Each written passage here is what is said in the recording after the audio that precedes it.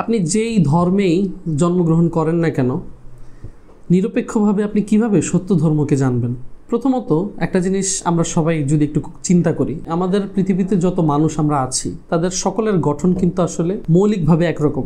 আমাদের সকলের রক্ত লাল, আমরা সবাই ব্যথা পেলে কষ্ট পাই, আমাদের সকলেরই মাঝে সিম্প্যাথি, এমপ্যাথি থেকে শুরু করে পজিটিভ যেমন ভার্চুস আছে, পাশাপাশি আবার ভাইসেসও আছে, যেমন হচ্ছে জেলাসি অথবা হচ্ছে অ্যাঙ্গার। তো আমাদের সেটআপটা, বেসিক যে সেটআপটা, ডিফল্ট যে সিস্টেমটা, এটা সবার মধ্যে সেম। তো এই সব মানুষ আমাদের মৌলিকভাবে যেহেতু সকলের গঠন সেম, তো তাদের সকলকে যিনি বানিয়েছেন তিনি কি ভিন্ন ভিন্ন সত্তা হতে পারেন? প্রথমে এই জিনিসটা নিজেকে জিজ্ঞেস করুন। আমাদের প্রত্যেকের সত্তা মানে সকলের স্রষ্টা কিন্তু একজনই হওয়ার কথা, আমরা যদি স্বাভাবিক দৃষ্টিতে চিন্তা করি। কিন্তু আমরা যখন পৃথিবীর ধর্মগুলোর দিকে তাকাই বা স্পিরিচুয়াল কনসেপ্টগুলোর দিকে তাকাই, তখন আমরা জানতে পারি যে পৃথিবীতে এত বেশি পরিমাণে সাংঘর্ষিক কনসেপ্ট আছে স্রষ্টা সম্পর্কে। যেমন বলা হয় যে পৃথিবীতে মোট ধর্মের সংখ্যা প্রায় 4000।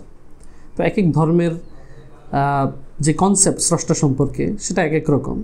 আবার এক ধর্মের স্রষ্টার কনসেপ্ট একরকম, তো আরেক ধর্মের স্রষ্টার কনসেপ্ট হচ্ছে পরিপূর্ণই তার বিপরীত। কোনো ধর্মে বলা হচ্ছে যে স্রষ্টা এক, কোনো ধর্মে হচ্ছে যে কোটি কোটি, কোনো ধর্মে হচ্ছে স্রষ্টা মানুষেরই একটা সুপার ন্যাচারাল ভার্সন, আবার কোনো ধর্মে হচ্ছে স্রষ্টা সম্পূর্ণই মানব সৃষ্টি থেকে সম্পূর্ণ আলাদা এবং তিনি হচ্ছে সম্পূর্ণ হচ্ছে পৃথক।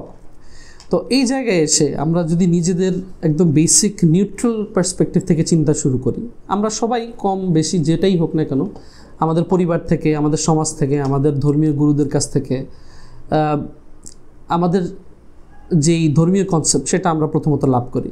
কিন্তু আমাদের যখন বয়স বাড়ে, আমরা যখন নিজের বোধ, বুদ্ধি, চিন্তা, চেতনা, নিজস্ব যেই রিজনিং এবিলিটি সেটা যখন তৈরি হয়, তখন কিন্তু আমাদের সকলের দায়িত্ব হচ্ছে যে আমরা যা জেনে আসছি, যা শিখে আসছি, তা নিজের কাছে নিউট্রালি যাচাই বাছাই করা। ধরুন একটা এক্সাম্পল দিয়ে বলি, আপনি এমন একটা সমাজে জন্মগ্রহণ করেছেন যে সমাজে হচ্ছে 2 যোগ করলে কত হয় সেটা শেখানো হয়েছে 5। আবার মনে করেন আরেকটা সমাজে আরেকটা বাচ্চাকে শেখানো হয়েছে 2 যোগ করলে হয় লেটস সে 7। আরেক জায়গায় শেখানো হয়েছে 2 যোগ করলে হয় 99। আরেক জায়গায় শেখানো হয়েছে 2 যোগ করলে হয় 4। এখন ধরেন এই প্রত্যেকটা বাচ্চা যে ভিন্ন ভিন্ন উত্তর শিখে বড় হচ্ছে, আপনিও বড় হচ্ছেন, হওয়ার পরে একটা সময় তো আসবে যখন আপনি নিজে থেকে যাচাই করতে পারবেন যে আসলে আমাকে যেটা শেখানো হয়েছে সেটা সঠিক ছিল কি না। তো প্রত্যেকেরই কিন্তু এটা নৈতিক দায়িত্ব হয়ে দাঁড়াবে যখনই তাদের নিজস্ব বুদ্ধি, বিবেক কাজ করা শুরু করে, যে আমাকে যেটা শেখানো হয়েছে আসলে কি 2 যোগ করলে 5 হয়, আসলে কি 2 যোগ করলে 7 হয় বা 99 নাকি 4 হয়। তখন যারাই এই সত্যটাকে জানার জন্য চেষ্টা করবে আন্তরিকভাবে এবং তাদের সাহস থাকবে যে সঠিক উত্তরটাকে বের করে মেনে নেওয়ার, এবং সমাজের 99 জন যদি ভুল উত্তরটাও একসেপ্ট করে থাকে, তার যদি অন্তত এতটুকু সাহস থাকতে হবে যে সেই সঠিক উত্তরটাকে বের করে সেটাকে সবার সামনে একসেপ্ট করে সেটাকে প্রকাশ করার বা প্রচার করার। তো এই জিনিসটা কি ধর্মের ক্ষেত্রে চিন্তা করেন যে আমাদের প্রত্যেককেই ভিন্ন ভিন্ন কনসেপ্ট শেখানো হয়, কিন্তু আমরা যদি শুধুমাত্র কপি পেস্ট করি সেটাকে, যেই জিনিসটা আমাকে শেখানো হয়েছে সেটা দেখে যদি শুধুমাত্র কপি পেস্ট করি, তাহলে কি আমরা সঠিক ধর্মটাকে সঠিকভাবে জানতে পারবো? নাকি আমাদের প্রত্যেকেরই নৈতিক দায়িত্ব বা হচ্ছে আমাদের এক্সিস্টেন্সিয়াল একটা রেসপন্সিবিলিটি হচ্ছে যে আসল উত্তরটা কি সেটা খুঁজে বের করা। এখন যখনই আপনি নিজস্ব জায়গা থেকে নিউট্রালি, আপনি যখন হচ্ছে একদম নিরপেক্ষভাবে এই জিনিসটা জানার চেষ্টা করবেন, তখন যদি আপনি সৎ হন এবং আপনার চেষ্টার সাথে আন্তরিক হন এবং আপনার যদি সৎ সাহস থাকে সত্যটাকে অ্যাকসেপ্ট করার মতো, তখন আপনি অবশ্যই এই সত্যটাকে খুঁজে বের করতে পারবেন। আরেকটা এক্সাম্পল থেকে আমি আপনাদেরকে বলি, সেটা হচ্ছে ধরেন আজকে থেকে যদি আপনি যদি ভারতে জন্মগ্রহণকারী একজন হিন্দু হন, বা আপনি যদি লেটস সে রোমানিয়াতে জন্মগ্রহণকারী একজন খ্রিস্টান হন, অথবা আপনি যদি বাংলাদেশের জন্মগ্রহণকারী একজন মুসলিম হন, তো আপনাকে যদি একটা ভিন্ন পরিবেশে, ভিন্ন ধর্মীয় পরিবারে জন্মগ্রহণ, মানে আপনি যদি পৃথিবীতে আসতেন বা আপনাকে জন্মগ্রহণ করতে হতো, তাহলে কি আপনি সেই পরিবেশের, সেই সময়ের, সেই যে ফ্যামিলি যে টিচিং বা ধর্মীয় গুরুদের যে শিক্ষা সেটাকে কি আপনি ব্লাইন্ডলি ফলো করতেন? তাহলে হয়তো আজকে আপনি হিন্দু, কিন্তু আপনি যদি রোমানিয়াতে জন্মগ্রহণ করতেন বা খ্রিশ্চান ডমিনেটেড কান্ট্রিতে জন্মগ্রহণ করতেন তাহলে কি আপনি খ্রিস্টান হতেন? আপনি কি আজকে বাংলাদেশে জন্মগ্রহণ করার কারণে বা সৌদি আরবে জন্মগ্রহণ করার কারণে আপনার কাছে যদি মনে হয় যে এই জন্য আপনি মুসলিম, আপনি যদি একটা অন্য ধর্মের বা একটা নাস্তিক পরিবারে জন্মগ্রহণ করতেন যার বাবা মা দুজনই নাস্তিক এবং স্রষ্টায় বিশ্বাসী না, তাহলে কি আপনি ভিন্ন ধর্মের বিশ্বাসী হতেন বা ধর্মহীন হতেন কি না? এই প্রশ্নটা আপনি নিজেকে জিজ্ঞেস করুন। অথবা আপনি একটু অন্যভাবেও চিন্তা করতে পারেন বিষয়টাকে, যে আজ থেকে 2000 বছর 3000 বছর আগে, বা ধরেন মিশরের পিরামিডগুলো যখন তৈরি হয়েছে বা ফারাওদের সময়ে, ফেরাউনদের যেই রাজত্ব ছিল তখনকার সময় যদি আপনি জন্মগ্রহণ করতেন, তখন আজকের যেই মানুষটা আপনি মৌলিকভাবে যেই জিনিসগুলোকে বিশ্বাস করেন বা যেই মতাদর্শ আপনি লালন করেন, যেই স্পিরিচুয়াল আইডিওলজি আপনি ধারণ করেন, আপনি কি তখন সেম জিনিসটা ধারণ করতেন? নাকি ওই সময়ের আদলে, ওই পরিবেশের প্রভাবে এবং ওই সময়কার যেই আপনার ডমিনেটিং যে আইডিওলজি বা আপনার যেই বিশ্বাসগুলো সেগুলোর আলোকে বিশ্বাস করতেন? তাহলে আপনাকে যদি একটা ভিন্ন পরিবারে, ভিন্ন সময়ে, ভিন্ন পরিবেশের মধ্যে রাখলেই যদি আপনার বিশ্বাস পরিবর্তন হয়ে যায়, তাহলে বুঝতে হবে যে আপনি আসলে একটা ব্লাইন্ড ফেইথে বিশ্বাস করছেন। এই জায়গায় এসেই আপনাকে চিন্তা করতে হবে যে আমি just because I was born in a Hindu family, just because I was born in a Christian family, just because I was born in a atheistic family, এই জন্যই যদি আমি সেটা লালন করি, সেটা ধারণ করি, তাহলে বুঝতে হবে যে আমার বিশ্বাসটা আসলে একটা কপি পেস্ট বিশ্বাস, আমার বিশ্বাসটা আসলে নিউট্রালি যাচাই বাছাই করা বিশ্বাস নয়। তো এই জায়গায় এসে আপনি কীভাবে সত্যটাকে আইডেন্টিফাই করতে পারবেন? প্রথমত আপনাকে এটা অ্যাকনোলেজ করতে হবে যে আমাকে যেটা শেখানো হয়েছে বা আমি যে পরিবেশের প্রোডাক্ট, আমাকে পরিবেশের বা সময়ের প্রোডাক্ট হওয়া যাবে না।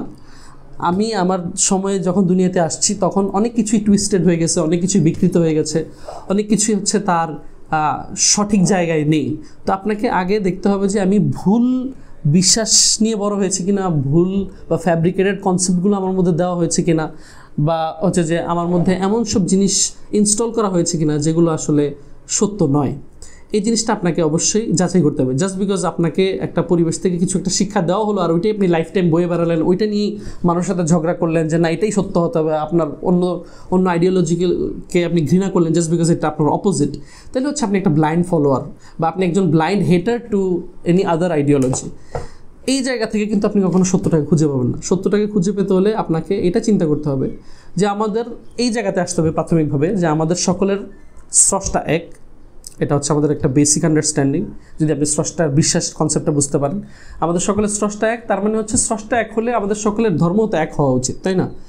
এখন এই যে আমাদের ধর্ম, এত ভিন্ন ভিন্ন ধর্ম আমাদের দুনিয়াতে এক্সিস্ট করে, এটা কি স্রষ্টার দোষ নাকি এটাকে ভিন্ন ভিন্ন স্রষ্টা আমাদেরকে ভিন্ন ভিন্ন সম্প্রদায়কে ভিন্ন ভিন্ন কনসেপ্ট দিয়ে দিয়েছেন, নাকি একজনই স্রষ্টা এবং একটাই কনসেপ্ট উনি সৃষ্টি শুরু থেকে দিয়ে আসছেন, সেটা মানুষ তাদের নিজস্ব প্রয়োজনে, মানুষ নিজের লোভে, নিজের লাভে জন্য বা নিজের পার্সোনাল ইন্টারেস্টের জন্য বিকৃত করতে করতে ভিন্ন ভিন্ন ভার্সন বানিয়ে নিয়েছে।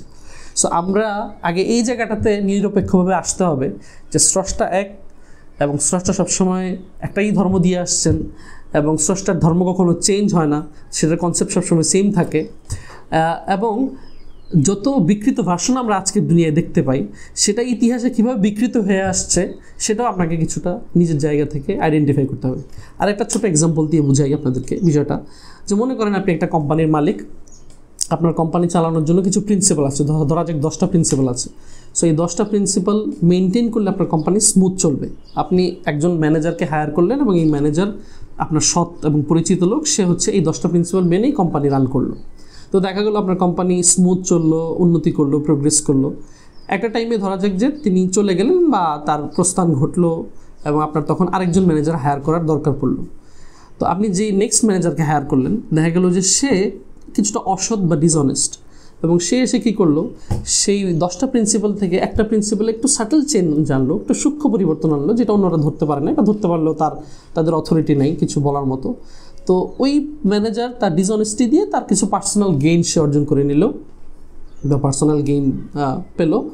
তো সেই কারণে কোম্পানির যেই 10টা প্রিন্সিপাল ছিল সেখানে যেহেতু কিছুটা পরিবর্তন আসছে, সূক্ষ্ম পরিবর্তন, তাতে কোম্পানির আগের যে স্মুথ অবস্থা সেটা নেই। মনে করেন এরপর আরেকজন আসলো কোম্পানির ম্যানেজার হিসেবে, এবং তার মধ্যেও ডিসঅনেস্টি। আমরা জানি যে পৃথিবীতে অনেস্ট লোকের সংখ্যা কম এবং ডিসঅনেস্ট লোকের সংখ্যা বেশি। সো নেক্সট যতজন আসলো তাদের প্রত্যেকের মধ্যে ডিসঅনেস্টি মনে করেন যে কিছু না কিছু ছিল, এবং তারা কোম্পানির এই 10টা প্রিন্সিপালের মধ্যে কিছু কিছু স্লাইড চেঞ্জ আনতে থাকলো। এবং এটা একটা লম্বা সময় পর্যন্ত, হয়তো কয়েক শতাব্দী, কথার কথা আর কি বলছি, কয়েক শতাব্দী পর্যন্ত এইভাবে হচ্ছে ডিসঅনেস্ট লোকেরা এসে তাদের সাটল চেঞ্জের মাধ্যমে এই 10টা প্রিন্সিপালের মধ্যে কিছু কিছু পরিবর্তন করতে করতে করতে করতে একসময় গিয়ে দেখা গেল যে কোম্পানির যেই 10টা প্রিন্সিপাল ছিল সেগুলোর স্বরূপ পরিপূর্ণ বদলে গেছে। কারণ অল্প চেঞ্জে হয়তো ইনস্ট্যান্ট বোঝা যায় না, কিন্তু ইন দ্য লং রানে অনেক কিছুর পিকচার ক্লিয়ার হয়ে আসে। তো দেখা গেলো যে কোম্পানি দেখতে এখন সম্পূর্ণ ভিন্ন রকম লাগছে, কোম্পানির অবস্থা ডিফারেন্ট, কোম্পানির 10টা প্রিন্সিপাল একদম হচ্ছে যেন অপোজিট হয়ে গেছে বা অনেক বেশি হচ্ছে ডিরেইলড হয়ে গেছে বা ডেভিয়েটেড হয়ে গেছে তার আগের জায়গা থেকে। তখন আপনার কোম্পানিতে আরেকজন ম্যানেজার আনা হলো, যিনি হচ্ছে সৎ, এবং তিনি তার প্রাণপণ চেষ্টা করে কোম্পানির সেই 10টা প্রিন্সিপালকে রিগেইন করার ট্রাই করলেন। এবং তার সময়ে ওই 10টা প্রিন্সিপাল যখন রিগেইন করা হলো তখন আবার জিনিসটা স্মুথ হয়ে আসলো, কোম্পানির উন্নতি হলো। এবং এই প্রসেসটা, এই সাইকেলটা আবার চলতে থাকলো। ডিসঅনেস্ট লোকজন এসে আবার জিনিসটাকে নষ্ট করে দিল। সেম জিনিসটা ধর্মের সাথে হয়েছে। ধর্মের ক্ষেত্রে স্রষ্টা শুরু থেকেই আদম আলাইহিস সালাম থেকে সঠিক ধর্মের যে কনসেপ্ট, তাওহীদ এবং হচ্ছে একত্ববাদের কনসেপ্ট, এবং স্রষ্টা সৃষ্টি যে আলাদা এবং স্রষ্টা যে পারফেক্ট, এবং স্রষ্টা যে সৃষ্টি করেছেন আমাদেরকে ইবাদতের জন্য, বেসিক যে কনসেপ্টগুলো, কোন কাজ করা যাবে কোন কাজ করা যাবে না, এই বেসিক কনসেপ্টগুলো শুরু থেকে একরকমই ছিল। কিন্তু নবীরা হচ্ছে মনে করেন যে ম্যানেজারদের সাথে নবীদের একটু তুলনা করেন, বা হচ্ছে প্রফেটসদেরকে তুলনা করেন, মেসেঞ্জারদেরকে, যে স্রষ্টা এই পার্টিকুলার টাইমের পার্টিকুলার একটা লোকালিটি বা কমিউনিটিতে সবচেয়ে বেস্ট যে মানুষ তাকে বাছাই করতেন, এবং তার মাধ্যমে হচ্ছে সঠিক যেই কনসেপ্টটা সেটা প্রচার করার জন্য তাদেরকে দায়িত্ব দিতেন। মানুষ আসলে কি বিশ্বাস করবে, তার আসলে জীবন ওয়ে অফ লাইফ কী হবে, কোন কাজগুলো করা যাবে কোনগুলো করা যাবে না, এই বেসিক কনসেপ্টগুলো তাদেরকে দেওয়া হতো, এবং তারা নবীরা সর্বোচ্চ চেষ্টা করতেন ম্যানেজারের মতো মনে করেন। সো কোম্পানি যেমন স্মুথ চলতো, তখন এগুলো মেনে চললে মানুষও তখন দুনিয়া এবং আখিরাতে সুখ এবং সমৃদ্ধি অর্জন করতে পারত।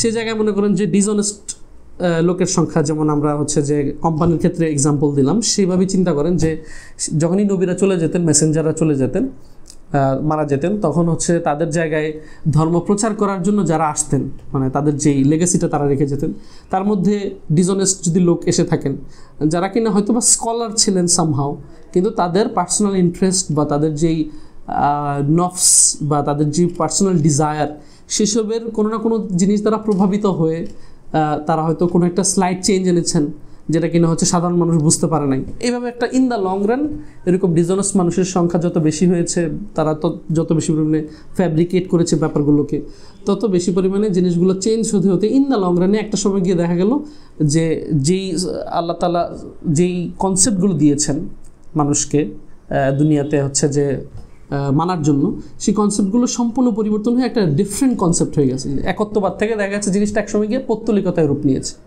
বা হচ্ছে যে কোনো নবীর সময় যেমন মুসা আলাইহিস সালামের সময় যে কনসেপ্টগুলো দিয়েছেন সেগুলো চেঞ্জ হতে হতে আজকে জায়নিস্ট ইয়াহুদের বর্তমান যে অবস্থা সেটাতে এসে পড়ছে। অথবা মনে করেন যে ঈসা আলাইহিস সালামকে যেই ইসলামের কনসেপ্ট দিয়েছেন একত্ববাদের এবং যেই ব্যাপারগুলো মানতে বলেছেন, সেগুলো চেঞ্জ হয়ে আজকের হচ্ছে ক্রিশ্চিয়ানিটির যেই হচ্ছে ডিরেইলড ভার্সনগুলো সেগুলো এসেছে। তো অথবা হচ্ছে যে একত্ববাদের মানে আল্লাহকে শুধু ওয়ার্শিপ করতে হবে, সেটা থেকে ডিরেইলড হতে হতে ওই রকম চেঞ্জ হতে হতে একসময় এসে হচ্ছে যে পৌত্তলিকতা অথবা হচ্ছে বহুত্ববাদের কনসেপ্টগুলোর দিকে চলে এসেছে। সো এটা আসলে স্রষ্টার দোষ না বা আল্লাহ তাআলার দোষ না যে আল্লাহ তাআলা বা হচ্ছে ভিন্ন ভিন্ন স্রষ্টা ভিন্ন ভিন্ন কনসেপ্ট মানব সভ্যতার উপর চাপিয়ে দিয়েছেন এবং ভিন্ন ভিন্ন ধর্ম দিয়েছেন, এর জন্য ধর্মগুলোর মধ্যে ধর্মযুদ্ধ হচ্ছে। ব্যাপারটা হচ্ছে স্রষ্টার কোনো দোষ নেই, এই দোষটা হচ্ছে মানুষের দোষ। মানুষ তার পার্সোনাল লাভের জন্য বা লোভের জন্য তারা হচ্ছে ধর্মের মধ্যে পরিবর্তন এনেছে, সংযোজন করেছে, বিয়োজন করেছে, ফ্যাব্রিকেট করেছে।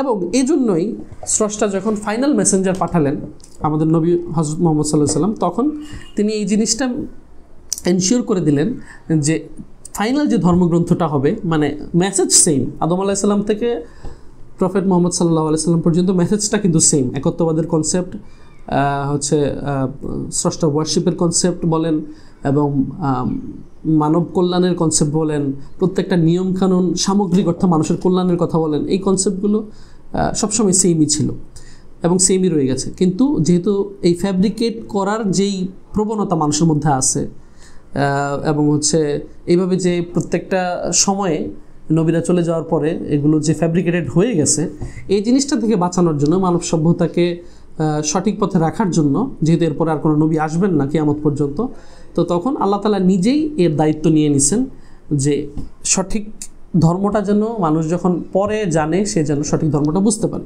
আজকের দুনিয়ায় আমরা বাস্তবতা দেখতে পাই যে ইসলাম ব্যতীত আর কোনো ধর্মের বই একদম হুবহু অ্যাজ ইট ইজ অবস্থায় নেই।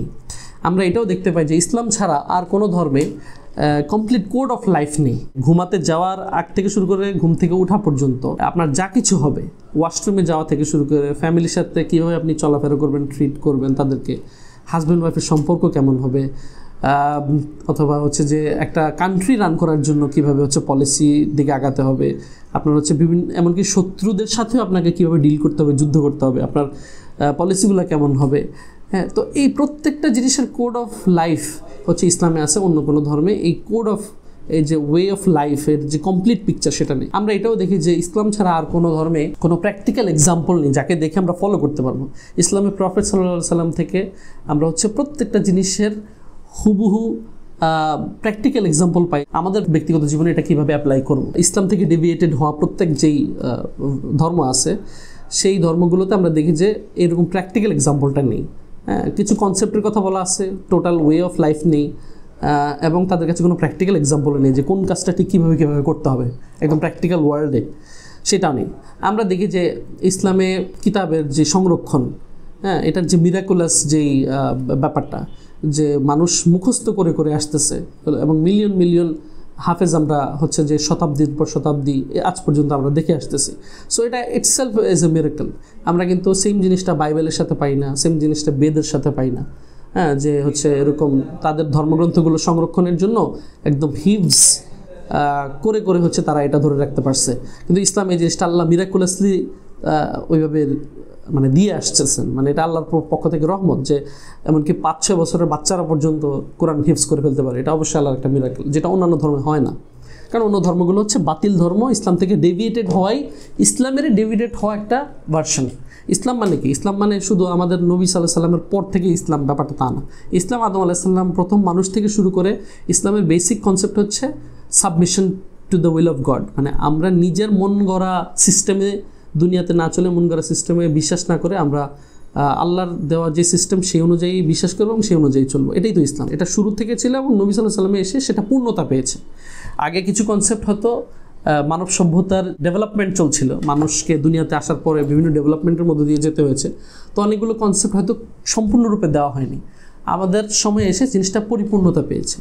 সো এই জিনিসটাকে আপনাকে চিন্তা করতে হবে যে এই যে স্বতন্ত্র বৈশিষ্ট্যগুলো অনলি ওয়ান অ্যান্ড অনলি ইসলামের মধ্যে আপনি পাবেন। যে বৈশিষ্ট্যগুলো আপনি অন্যান্য ধর্মে পাবেন সেগুলো আইদার বিকৃত অবস্থায় আছে, ইনকমপ্লিট অবস্থায় আছে, অথবা সেখানে হচ্ছে এমন সব সাংঘর্ষিক কনসেপ্ট আছে, হিউম্যান ফিতরাত বা ন্যাচারাল যে ডিসপোজিশন, যে সেট আপের মধ্যে আমাদেরকে বানানো, সেগুলোর সাথে সাংঘর্ষিক অনেক আইডিওলজি দ্বারা ভরা। এই জন্য দেখবেন পৃথিবীতে রিভার্টদের যদি আপনি সংখ্যাটাও দেখেন, দেখবেন যে অন্যান্য ধর্ম থেকে ইসলামে আসছে এরকম সংখ্যা হচ্ছে অন্যান্য ধর্ম থেকে অন্যান্য ধর্মে, মানে ইসলাম ব্যতীত অন্য ধর্মে কনভার্ট করাদের তুলনায় অনেক অনেক বেশি কম্প্যারিজনে। এটার কারণ হচ্ছে যে যখনই কেউ সত্য মন নিয়ে এই ধর্মগুলোকে যাচাই করতে যায়, নিজ ধর্মটাকে নিউট্রালি, তখনই দেখা যায় যে সে ইসলামের সন্ধান পেলে এবং ইসলামকে একবার যদি সে খোলা মনে জানার চেষ্টা করে, সে ইসলাম গ্রহণ করতে বাধ্য হয়। এবং আপনি দেখবেন যত কনভার্ট স্টোরি আছে ইসলামের এবং রিভার্ট স্টোরি আছে, তাদের প্রত্যেকের কাছে আপনি এরকম সিমিলার একটা স্টোরি পাবেন যে সে মন থেকে সত্যটাকে জানতে এবং বুঝতে চেয়েছে এবং দিন শেষে ইসলামটাকে সত্য হিসেবে খুঁজে পেয়েছে। তাই কেউ যদি নিরপেক্ষভাবে, আন্তরিকভাবে এবং সৎ, নিজের চিন্তার জায়গায়, চেষ্টার জায়গায় সৎ থেকে চেষ্টা করে, তাহলে সে খুঁজে পাবে যে আসলে স্রষ্টা এক, সে খুঁজে পাবে যে ইসলামই একমাত্র সত্য, এবং সে বুঝতে পারবে যে এতগুলো যে ধর্ম এক্সিস্ট করে দুনিয়াতে, সেটা আসলে স্রষ্টার দোষ না, সেটা মানুষের নিজস্ব লাভ এবং লোভের যেই শত শত বছরের যে একটা ফলাফল, সেই ফলাফল থেকেই হচ্ছে এতগুলো ভিন্ন ভিন্ন মতাদর্শ সমন্বিত এই আইডিওলজি অথবা স্পিরিচুয়াল যে কনসেপ্টগুলো সেগুলো এক্সিস্ট করে বর্তমানে, বা এত এত ধর্ম বর্তমানে এক্সিস্ট করে। এর দোষ কোনোভাবেই আল্লাহর উপরে চাপানো যায় না, স্রষ্টার উপরে চাপানো যায় না, এই দোষগুলো মানুষের। এখন আপনি দুনিয়াতে একটা সময়ে এসে যদি শুধুমাত্র আপনাকে যা শেখানো হয়েছে, যা বোঝানো হয়েছে সেটার উপর আপনি অন্ধবিশ্বাস রেখে এবং ভিন্ন মতাদর্শের মানুষের প্রতি অন্ধবিদ্বেষ রেখে একটা জীবন পার করে দেন, তাহলে চিন্তা করেন যে আপনি নিজের ব্রেনের উপরে বা নিজের যেই ফ্যাকাল্টিগুলো আল্লাহ আপনাকে দিয়েছেন, স্রষ্টা আপনাকে দিয়েছেন, সেগুলোর প্রতি কত বড় অবিচার করলেন। সো আপনাকে চিন্তা করতে হবে যে আসলে আমাকে যা শেখানো হয়েছে সেটা নিউট্রালি যাচাই বাছাই করতে গেলে যদি সেটা সত্য হিসেবে প্রকাশিত না হয়, সেক্ষেত্রে আমি যেন ওপেন থাকি যে হোয়াট ইজ ট্রুথ, এবং সেই জায়গা থেকে আমি সত্যটাকে যেন একসেপ্ট করতে পারি, 99 জনের বিরুদ্ধে গিয়েও যেন আমি সেটা মেনে নিতে পারি, সেই সৎ সাহসটা যেন আমাদের মধ্যে থাকে। এই জায়গা থেকে চিন্তা করলে এবং চেষ্টা করলে অবশ্যই ইসলাম ছাড়া দ্বিতীয় কোনো সলিউশন আপনি বা সত্য আপনি খুঁজে পাবেন না, কারণ দ্বিতীয় কোনো সমাধান বা সত্য আল্লাহ দুনিয়াতে রাখেন নাই, সেগুলো মানুষের বানানো সব ভণ্ড মতাদর্শ এবং বাতিল বিশ্বাস।